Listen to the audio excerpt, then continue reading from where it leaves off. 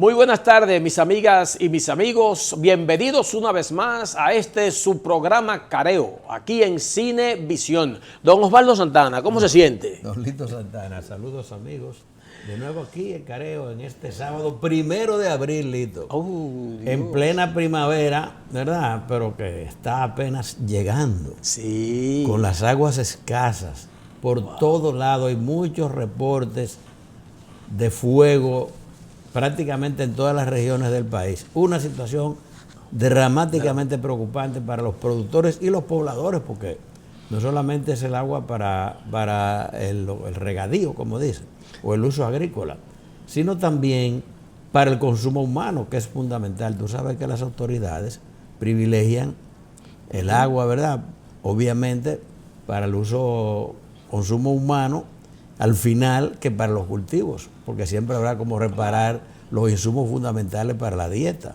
Pero el agua, sin agua nadie no está vive. Fácil. Y alrededor de este tema, Osvaldo, que como decíamos en el programa anterior, lo que tuvieron la oportunidad de verlo, ya no es un tema local, nacional, es un tema que está preocupando a la mayoría de los países en el mundo. Pero acá, y yéndonos a lo que dice Osvaldo de las autoridades, cómo ven esta situación, están entrando en la onda de que es algo serio. Están diciendo, por ejemplo, la sequía ha impactado negativamente el caudal de nuestro sistema de grandes presas, es decir, Sabanayegua, Sabaneta, Taberabao, Monción, Rincón, Atillo, Higüey, Valdesia, Maguaca y Chacuey, que han sufrido reducción promedio de un 60% de su caudal normal. La situación es particularmente crítica en el Cibao Central. Y oye este dato, Osvaldo. Sobre las presas Rincón, Atillo y Taberabao, la situación es más crítica porque han reducido su caudal normal de agua en un 85% de promedio. Es decir, están manejándose con, como decimos nosotros, con un chin de un 15% de agua. Es una situación bastante difícil. Vi también ahí, en la cuenca baja del río Yaque del Sur, que el señor director del INDRI reunió con productores de la zona y les garantizó que habría agua. Y dice que por lo menos lo que está bajo siembra, que el agua está garantizada, inclusive dio garantías de que el sistema, ¿verdad?, del acueducto ese Azuro para las provincias Bauruco, Independencia y Barahona también tendrá agua, por lo menos creo que se habló de hasta 60 días. No, algo más, creo que llega casi a los 3 meses, pero yo pienso que después de mediados de abril va a comenzar a llover. En general, y no es un problema, ahora se habla, todo el mundo está hablando de este tema porque la falta de agua está afectando a una buena parte del mundo.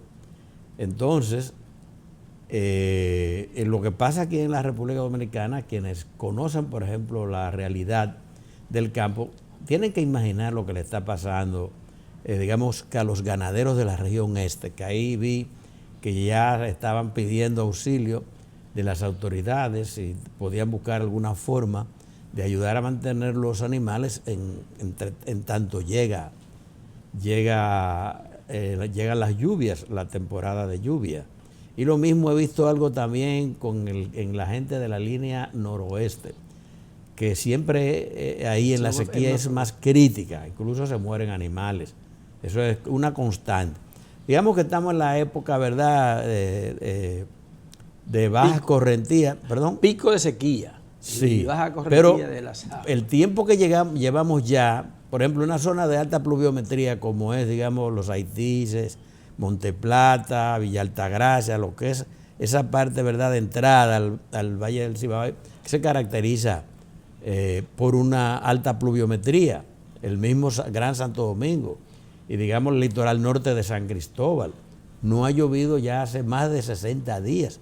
Y eso tiene un impacto tremendo, ¿verdad?, en lo que es la agricultura y también en la oferta de agua. Y lo que quedaría sería, yo a veces voy a algunos sitios, tú usas, por ejemplo, un sanitario, un baño, y te encuentras que las llaves, el grifo, como le dice la gente, no sirve o liquea, o bota gotita, o la dejan abierta. Hay una gran insensatez.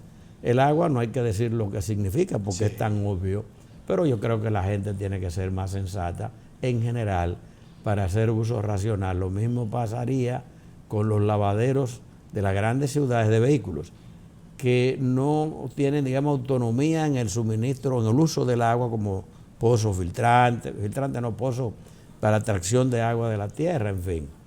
Es una situación que uno espera que comience a mejorar en la medida en que avance la primavera y, qué sé yo, quizás antes de la mitad de este mes de sábado, ya desde hoy, 1 de abril, comience a cambiar la cosa.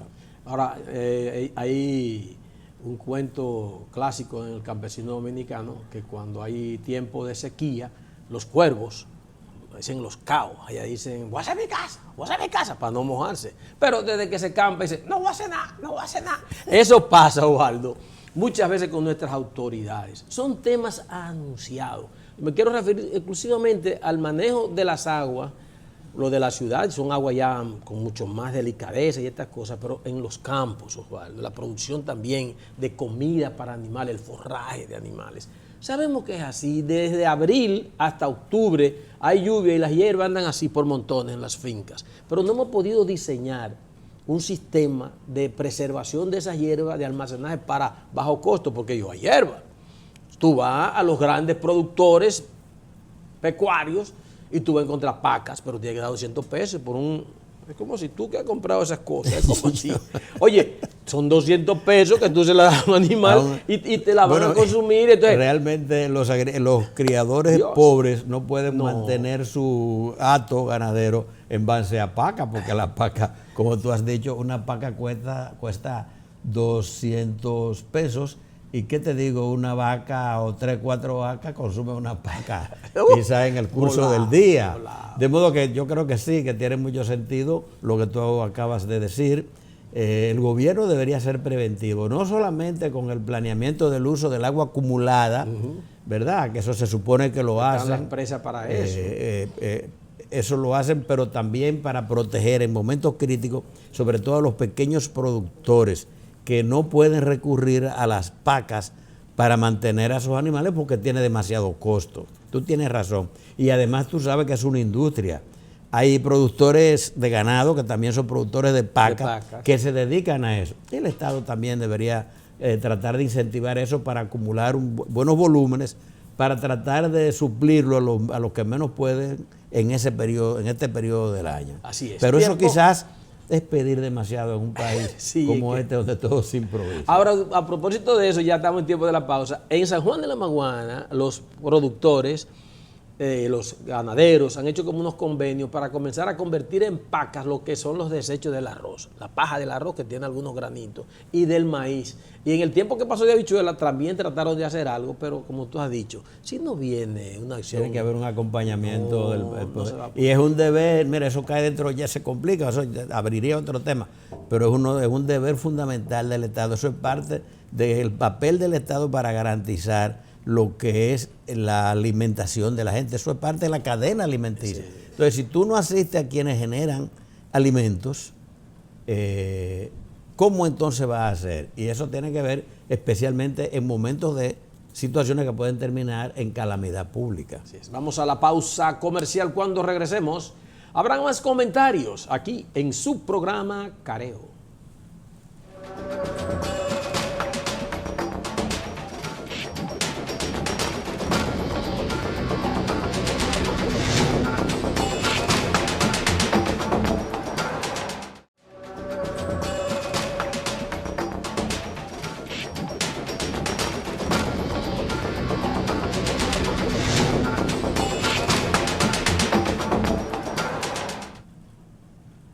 Muy bien, de retorno con todos ustedes aquí en Careo.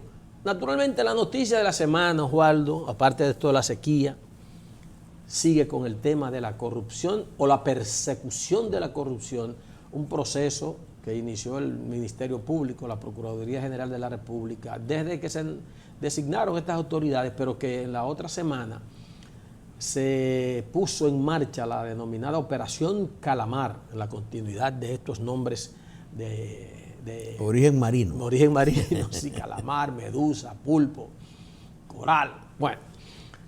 Y además de todas las cosas que se van sabiendo, que tú no terminas de salir de la sorpresa, Dios mío, sí es verdad lo que dice la Procuraduría, y ellos dicen que sí, que es verdad y que tienen esas pruebas. Tú no puedes... Tú sabes que la autoridad judicial, ahora que tú dices, si es verdad, uno no es la justicia, pues son los jueces los que tienen que decir. Pero el ministerio de los entes que tienen fe pública, sí. Cuando un ministerial, un jefe de la investigación criminal hace una afirmación, tú la puedes poner en duda, pero ellos tienen fe y sí, calidad para hacerlo. Pero uno siempre... Se supone que se fundamentan en los hechos. Pero estarán los jueces para ver en qué... Claro, ellos decidirán al final. Yo no sé mucho de derecho, pero lo que yo leo, oigo y veo, Dios mío. Entonces, todas estas cosas menos sumándose, pero el detonante para esta semana fue una intervención del presidente de Estados Unidos, Joe Biden, que estaba en una especie de congreso internacional sobre los sistemas democráticos y los avances de la democracia en el mundo, que mencionó lo que está pasando en República Dominicana en el sentido de cómo el gobierno dominicano, el gobierno de don Luis Abinader, ha estado asumiendo su lucha contra la corrupción. Ellos lo plantean así porque siempre es el gobierno que se menciona el que es presidente. No fue exclusivo para República Dominicana, él mencionó otros países, mencionó a Croacia, mencionó también algunos países, creo que Pretoria, en África, en el que los gobiernos de esas naciones han hecho un énfasis en perseguir la corrupción por un elemento. Plantea el presidente de Estados Unidos que la persecución de ese tipo de delito se convierte en un buen acicate para el fortalecimiento de la democracia. Y eso, pues, naturalmente le ha caído muy bien al gobierno, Osvaldo. Veo que sí, la cosa... el presidente Biden intervino en la Cumbre por la Democracia, que trata de arrastrar por lo menos un montón de naciones. En medio de la confrontación, ¿verdad?, con Rusia, sí, porque ahora la discusión no es la tensión este y oeste, el famoso tiempo de la Guerra Fría, sino ahora es entre democracia, que digamos que es la marca de Occidente, y regímenes, como lo llama Occidente, totalitarios. Y dentro de esa cumbre por la democracia, que fue, por cierto, a distancia, por Zoom, o cualquiera de esas modalidades, ¿verdad?, que usan ahora, con un interesante detalle, que fue que para esa cumbre coincidió también el presidente de Argentina, que visitó, fue invitado por la Casa Blanca y se reunió con Biden. Por cierto, también Fernández había estado aquí en República Dominicana la semana anterior en la cumbre, ¿verdad?, iberoamericana. Sí. Entonces, bueno, aquí han querido sugerir como que eso fue un cabildeo, como quiera que sea, que el presidente Biden haya puesto a la República Dominicana como ejemplo de lucha contra la corrupción, como una política que tiende a fortalecer la democracia, como uno, digamos, de los paradigmas de las democracias, el combate de la corrupción en el mundo, es un gran espaldarazo. No hay otra manera de verlo, sea por coincidencia, que lo cabilderan, lo que tú quieras. Se constituye un gran espaldarazo a la lucha que se ha estado desarrollando en la República Dominicana, que la lleva, ni siquiera se puede decir desde el punto de vista institucional, que es el gobierno, es el Ministerio Público, que aunque el presidente Abinader habla, por ejemplo, un Ministerio Público independiente, que yo siempre he entendido que es innecesario, el Ministerio Público, si bien está bajo la sombrilla del Poder Ejecutivo, es el jefe de la investigación criminal. Ellos son responsables de la política criminal y para ejercerla tiene esa autonomía, tiene su propia mismidad. Entonces, es una lucha que lleva el Ministerio Público, no necesariamente el gobierno. Y en esa dirección ha desarrollado varias acciones, como tú enumerabas, que el país la conoce por los nombres. Entonces, eso le cae naturalmente al Ministerio Público, pero por extensión en lo que tiene que ver con lo público, porque no podemos desentendernos de que semana anterior aquí hubo una serie de desórdenes y conflictos donde se enfrentaron, digamos, militantes del PLD con la policía. Y entonces se debatía la cuestión de si realmente era una persecución contra los encartados, o los acusados, 3 exministros del primer nivel, acusados de dirigir toda una organización criminal para apropiarse de bienes públicos e inclusive apropiarse de bienes de terceros que habían sufrido expropiaciones, a lo que tiene que ver con la banca, todas esas cosas que han salido a la luz pública. Entonces, parece incluso, hay una versión de que era una situación un poco tensa, que de alguna forma pudo haber impactado un programa de visita del presidente a Japón. Y vimos al final, porque lo había anunciado la Embajada de Japón, y vimos al final que viajó la vicepresidenta de la República, Raquel Peña. Efectivamente, viaja a Japón la vicepresidenta. Entonces parece que en medio de esa situación de tensión, ya esto es una especulación, especulo yo, probablemente el presidente Abinader decidió quedarse en el país porque no se sabía dónde apuntaba la línea de protesta del PLD, sea por la forma, lo que sea, pero era la detención de sus 3 exministros de la presidencia durante la administración de Medina. Entonces, la declaración de Biden, citando así de manera directa y alabando, ¿verdad?, el desempeño de la República Dominicana como un ejemplo de lucha contra la corrupción, obviamente yo creo que eso también debe haber influido. Y vi en medio de esa situación que el propio PLD anunció una suspensión de algunas actividades, incluso vi una marcha que estaba programada para mañana, para hoy. Era para hoy, pero la suspendieron. Y entonces la pospusieron, no sé si para después no pusieron Semana fecha. Santa. Ellos dijeron que estábamos ya en celebración. En fin, y las aguas han vuelto al nivel, pero todo se caldeó bastante. Ahora, es un caso que ha implicado, vi ahí que la jefa de la política del programa, ¿verdad?, público del Estado ya, del gobierno, doña Milagro Ortiz Bosch, que es la directora general de Ética e Integridad Gubernamental, DIGEI, que agradeció al presidente Biden su declaración, pero dijo una cosa interesante.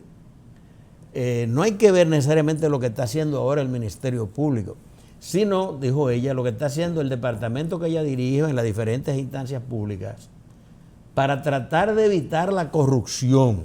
Entonces ella dice, probablemente también el presidente de Estados Unidos debió valorar todo el esfuerzo que nosotros estamos haciendo para prevenir la corrupción, porque a este gobierno también hay que fiscalizarlo, hay que vigilarlo. Yo vi el caso ahí de un diputado que la oposición con cierta razón se ha quejado, el diputado Sergio Moya, del PRM, del partido de gobierno, que fue mencionado como que en algún momento operó la jefatura de la parte de la mafia que extorsionaba a las loterías. Entonces, ese hombre que lo mencionan ahí, que alguien dice, no, ese señor Mimilo, yo creo que lo menciona otro de esa gente que estaba en eso. Entonces, ese señor ha debido ser llamado por la Procuraduría. Porque se menciona su nombre y apellido y el rol. Pero la menciona la propia Procuraduría General de la República. Entonces, eso ahí no estuvo bien. Entonces, varios diputados del PLD, del propio PRM y del Partido Revolucionario de Reformista Social Cristiano han pedido que lo llamen, sí, porque él tiene que explicar, no es ir al Congreso como fue diciendo que él estaba dando la cara y advirtiendo que el que lo mencionara se la iba a ver con él. No, él tiene que ir al Ministerio Público y además encarar al delator que lo menciona a él. Exacto. Y entonces. Y no, Osvaldo, responder con una situación lógica. Dice que si le demuestran que él estaba en eso, renuncia. Y te van a dejar ahí acaso. No, él pide que le prueben. Que le prueben. Es difícil de probar. Pero ahí está un tipo que lo señala a él de manera específica. Ahora, a él se le podrá cuestionar. Pero lo grave es que el Ministerio Público no lo encarte a él también. Sí. Porque le parte. ¿Por qué? ¿Por qué es diputado? ¿Por qué? Porque es del PRM. No está bien. Yo creo que ahí falló el Ministerio Público. Ahora, Osvaldo, ya estamos en tiempo de la pausa casi, pero quedan cosas pendientes. Quedan cosas pendientes que nosotros queremos abordar cuando regresemos. Antes, queremos decirle que Careo también le llega a todos ustedes gracias al respaldo de la Asociación Popular de Ahorros y Préstamos. Esa es la del cero y el cerito de oro. Asociación Popular de Ahorros y Préstamos, una institución bancaria que siempre está presta para servirle a usted. Regresamos en breve con más comentarios en Careo.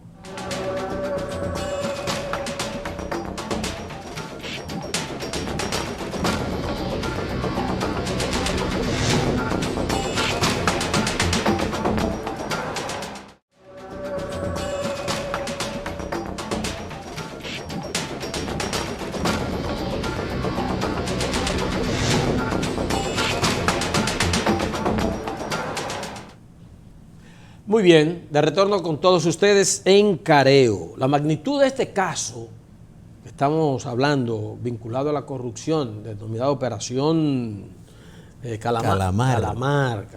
¿Tú has comido calamar? Yo no sé, yo me he comido una cosa que tiene como tentáculos y que ese es el pulpo. Que se pican en trocitos. Es tan grande esto que del país entero ha estado de cara a esto, perdón. Ya le mencioné la situación incluso de la posición de Estados Unidos frente a este tema a través de su presidente, la máxima autoridad. Ahora, Osvaldo, en el país, desde la forma en que el PLD, el Partido de la Liberación Dominicana, principal afectado con este caso, ha respondido tratando de defenderse, hasta los distintos sectores de la vida nacional que han interpretado estos acontecimientos, son noticias, llaman la atención. Y la misma Procuraduría de la República, porque recuerden que la semana pasada el encargado de estrategia para la campaña electoral del candidato del Partido de la Liberación Dominicana, el señor Abel Martínez, ese señor, Francisco Javier García, planteaba como que había sido el uso del Ministerio Público como un instrumento político para perseguir esa organización. En algunos momentos, otros voceros de ellos, incluyendo el mismo presidente Medina, habían planteado que la intención era destruir la organización política en base a estos expedientes. Eso se ha extendido. Hubo una reacción, Osvaldo, de la Procuradora General de la República que prácticamente le llamó la atención a este vocero del Partido de Liberación Dominicana porque ella se sintió atacada por esta situación, no ella, sino el Ministerio Público. Se puede decir casi ofendida. Ofendida, sí. E incluso le envió una carta al consultor jurídico del Poder Ejecutivo del Gobierno, Antoliano Peralta, diciéndole, mire, aclárele ese, porque ellos habían planteado, Valdo, en otro momento, que él iba allá y le trazaba pautas, que se había reunido con el equipo de la Procuraduría. No estoy muy seguro si fue el propio Javier, no estoy muy seguro. Llegó del partido, de los litorales del partido, y entonces dijo, le mandó una carta a Antoliano diciéndole, mira, usted vino aquí el 22 de noviembre del año pasado y vinimos a tratar concretamente este bueno, tema. El proyecto ese que le presentó del Ministerio Público Independiente. Exactamente. Para que la Procuraduría opinara. Entonces, era su opinión técnica. Ella le dijo, yo no le voy a contestar a los políticos que están diciendo estas cosas, pero le toca, como que dice, aclárale tú para yo no verme en ese terreno. O sea, Miriam es una mujer que... Sí, hay que destacar la calidad de desempeño de Miriam Germán en el nivel público. Ella se maneja con mucha propiedad, paciencia, tolerancia y no se excede. Un manejo muy prudente. La prudencia es un valor tan tremendo. Sí. Y ella parece que siempre obra dentro de esos parámetros, los de la prudencia. ¿Tú te acuerdas la vez esa que, verdad, que el procurador, ex procurador la puso en apuro? Sí. Y esa mujer mantuvo esa ecuanimidad. Pero bueno, esa es la historia. Tú sabes que volviendo, uno habla del calamar, pero la gente, yo te digo, tú sabes, tú has comido el calamar. Pero uno ni tiene idea. Calamar es uno de esos moluscos, ¿verdad? Sí. Pero yo lo busqué aquí en este que lo sabe todo. Dice que los téutidos son un orden de moluscos cefalópodos, conocidos vulgarmente como calamares. Veo la imagen, se parecen un poco al pulpo. Pero sí. Tú no has comido calamar. Y ahora menos. Dirás, mira uno ahí. Una imagen. Tiene la cabecita más elevada. No, sí, ese es un calamar, pero se consume. Pero bien, volviendo a nuestra materia, muchas gracias por nuestros colaboradores y productores, nuestros asistentes, muy eficientes. Cada vez que se requiere, ahí están. Pues sí, doña Miriam dijo que constituye un despropósito querer enlodar el trabajo que realiza el Ministerio Público con insinuaciones que pretenden reducirlo a un instrumento de vindicta, venganza política.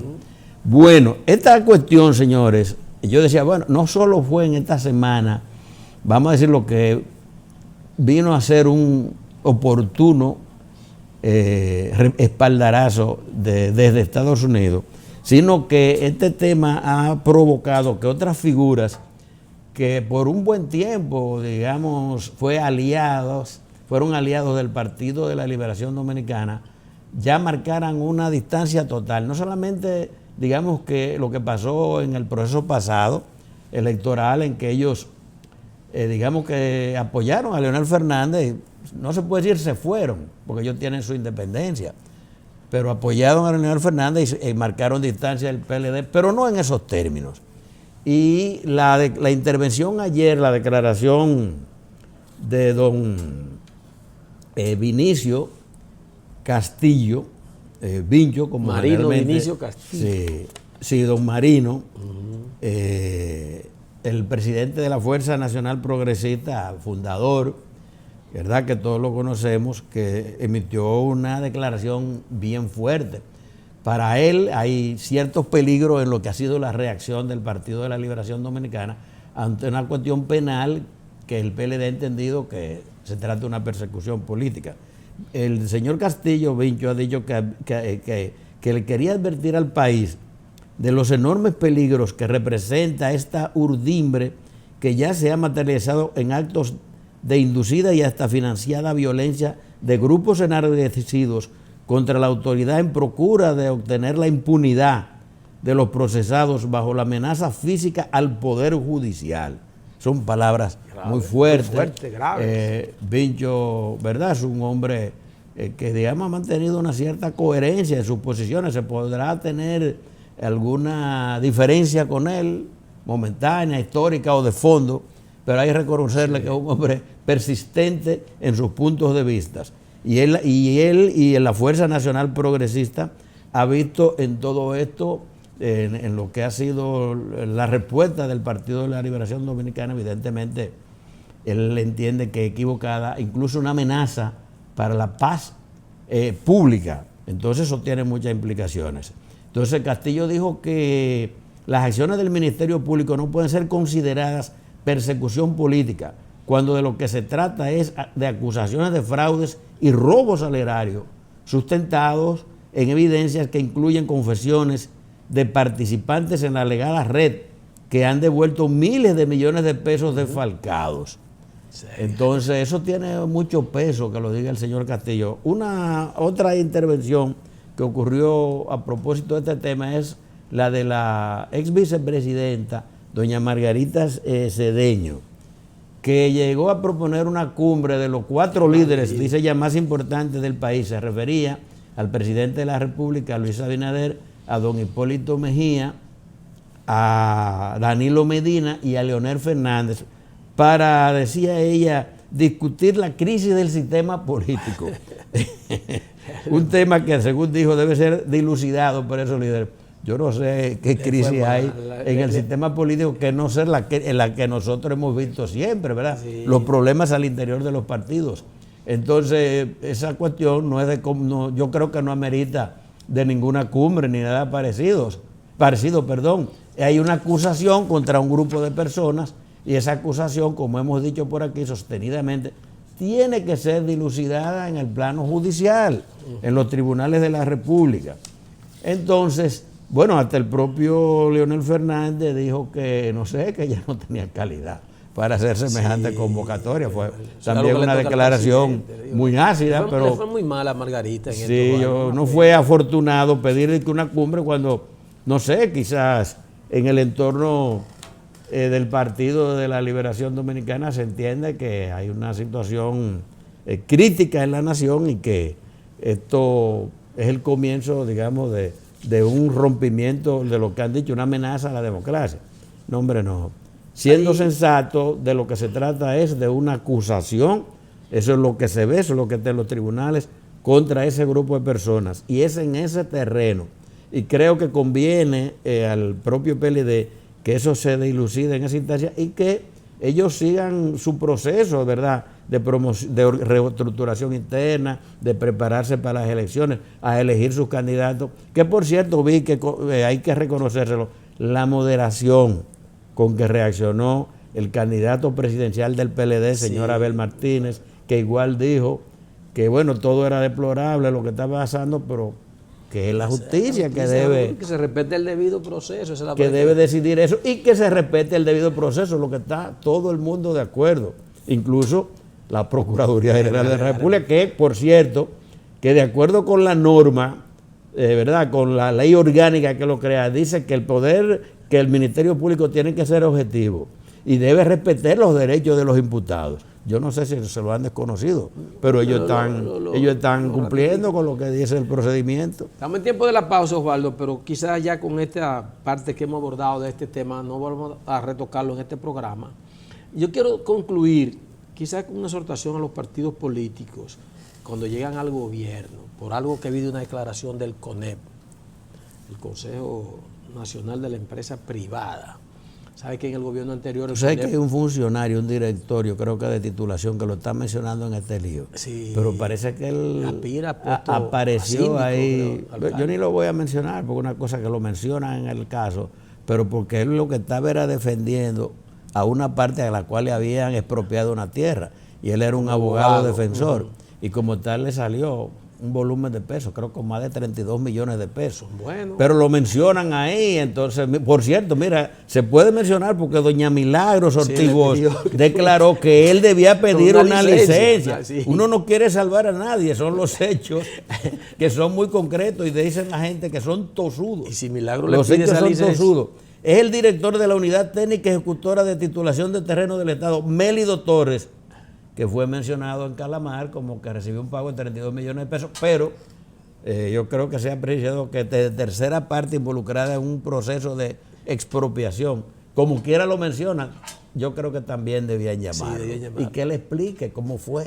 Sí, pero a ver si te esto breve, sé que estamos en tiempo de la pausa. Dice el CONEP, a nombre de su presidente Juan Celso Marrancini, el CONEP ha sido reiterativo en que apoya la lucha contra la corrupción y contra la impunidad. Eso es algo que hemos respaldado siempre. Recuerdo el gobierno anterior que el CONEP parece que tenía una silla en el palacio, porque se resolvían muchas cosas y en las asambleas, en los almuerzos de la Cámara Americana, que el CONEP, que respaldamos la estabilidad macroeconómica que este gobierno impulsa. Sabes que el empresariado es institucional, ellos siempre están con el que está arriba. Vamos a la pausa, no se hagan ilusiones. Regresamos en breve con más en Careo.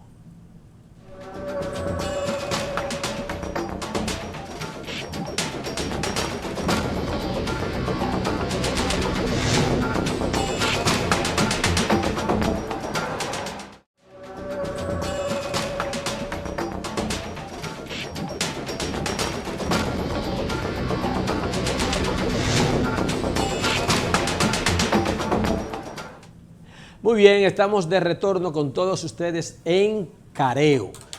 Vamos a salir del ámbito nacional, Osvaldo, aunque siempre vamos dando algunas salpicaditas, temas internacionales, pero hay un caso que no ha llamado la atención y yo sé que a muchos de ustedes y a muchas de ustedes le llamó también la atención este tema, es el del expresidente Donald Trump, que el gran jurado en Nueva York votó por acusarlo. Dice que por la supuesta influencia de él en un tema que se pensaba que podía ser por el ámbito político, o estaba en ese proceso cuando llamó a que se le hizo un fraude y la gente fue. Y ¿sabes lo que pasó en Estados Unidos cuando la proclamación de Joe Biden con toda la situación? Pero lo que se está diciendo es de una transacción que hizo el señor Trump con una señora que hace exceso de pornografía. Dice que cine pornográfico. Cine pornográfico, sí. El gran jurado de Manhattan votó este jueves a favor de acusar formalmente al exmandatario Donald Trump por su papel en el pago del silencio a la actriz porno Stormy Daniels. Esa transacción fue en el 2016, pocos días antes de las elecciones presidenciales, y la Fiscalía de Nueva York insiste en que la transferencia supuso una infracción de la legislación sobre financiación de campañas electorales. Oye, lo que es ese país. Es interesante, mira. Tú sabes que no quiero hacer extrapolaciones, pero oye la defensa de Trump. Trump calificó la acusación en su contra como persecución política e interferencia electoral al más alto nivel de la historia. El uso como arma del sistema jurídico para promover una agenda política pone patas arriba al Estado de Derecho. Es antiestadounidense. Dijo entonces, por su lado, el señor DeSantis, que compite con Trump para la precandidatura internamente entre los republicanos para la candidatura presidencial. Ahora, déjame decirte, la situación de Trump no es sencilla, porque ahora, los cargos tienen que ver con esto del pago a la actriz Stormy Daniels. Que le dicen la tormenta por lo de Stormy. Por el pago, ¿verdad?, del silencio, para que no revelara en medio de la campaña sus relaciones, ¿verdad?, con Trump, que en los Estados Unidos no es como en esta sociedad de nosotros, son más liberales, las relaciones, ¿verdad?, fuera del matrimonio son, pero eso sería lo menos, quizás eso sería un delito menor. ¿Cuál es el fondo para este caso en particular? Que según la acusación, el pago que hizo Trump fue del dinero de la campaña. Esto es interesante. Sí. No es ni siquiera el dinero del Partido Republicano. Fue el dinero que hicieron los favorecedores de Trump, los contribuyentes de la campaña, que es legítimo allá, que entran a la campaña y que Trump, a través de su abogado, en esos casos, de esos tiempos, el señor Cohen, que ahora se están matando, ¿verdad?, le pagó a la chica dinero para que no hablara. Entonces, ¿dónde que está lo peor? No es que él tuviera esa relación con ella a fin de cuentas, sino que él usara dinero de su campaña, de la campaña, de las contribuciones de los ciudadanos para una cosa como esa. Entonces ahí cae en un delito penal. Fíjate la implicación. Entonces, ¿qué es lo que pasa? Lo han llamado, él debe comparecer el martes. Hay quienes dicen, por ejemplo, vi ahí precisamente a DeSantis, al gobernador de la Florida, diciendo, ¿es DeSantis? Sí, DeSantis. Sí, que él no va a permitir, que él no va a autorizar o la entrega de Trump. Que lo extraditen. Un estado a otro. Pero también vi que la oficina del fiscal ha declarado o ha hecho saber que ya están en coordinación con los abogados de Trump para su entrega, sin aparatosidad, pero que porque él tiene que presentarse ante el tribunal, porque si no lo hace, entonces se declara en rebeldía. No vale que haya sido entonces, presidente. ¿cuáles son las otras implicaciones? Espérate. Que después que eso se abra, le pueden abrir otros cargos, como evasión de impuestos, como fueron los hechos de enero, aquello que provocó el gran desorden en el Capitolio, es decir, que se le complica la situación, la cosa al señor Trump. Pero hay quienes dicen que esto que está ocurriendo no había pasado jamás a un expresidente de los Estados Unidos. Hay quienes piensan que eso no va a ir a mayor. Pero el hecho de que el fiscal del estado de Nueva York haya tomado una medida, que haya tenido esa valentía, sugiere que eso puede escalar, que eso puede ir a fondo. Y ahora lo que hay que preguntarse, ¿terminará en la cárcel? Vamos a la pausa. Regresamos con la parte final de su programa Careo.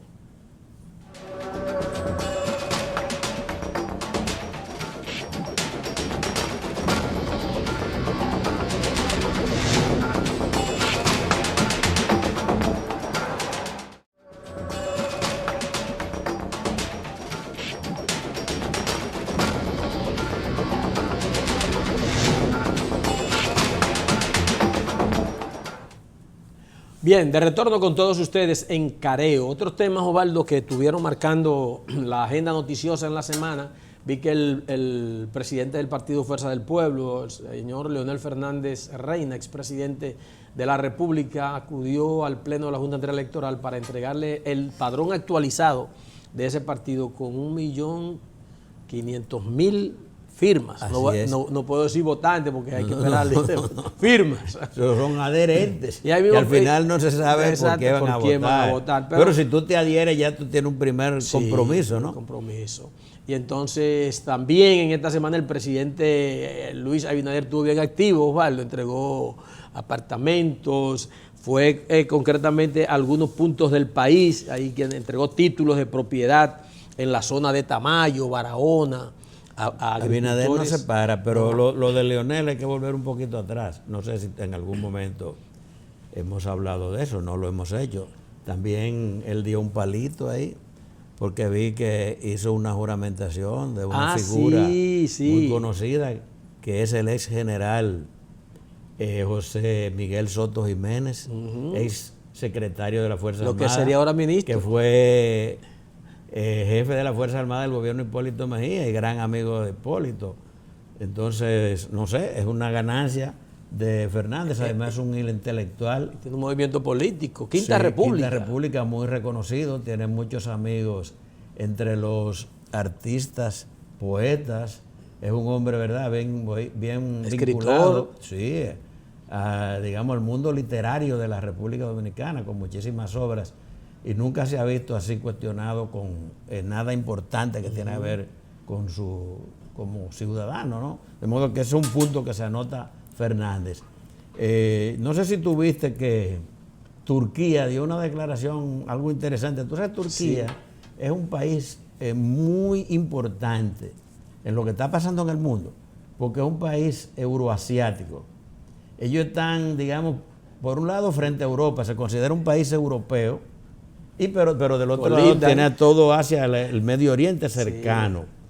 Y es colinda con un paquete de países, Siria, Irak creo, y también tiene una proximidad histórica con Rusia. Bueno, tuvieron diferencias en el pasado remoto, pero en los últimos años Rusia es importante en la vida, digamos, de los turcos.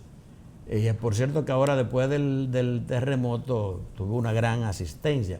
Entonces él hizo una declaración que es llamativa. Él dijo que los países occidentales quieren arrastrar a su país a un conflicto con Rusia, pero dijo, no lo conseguirán.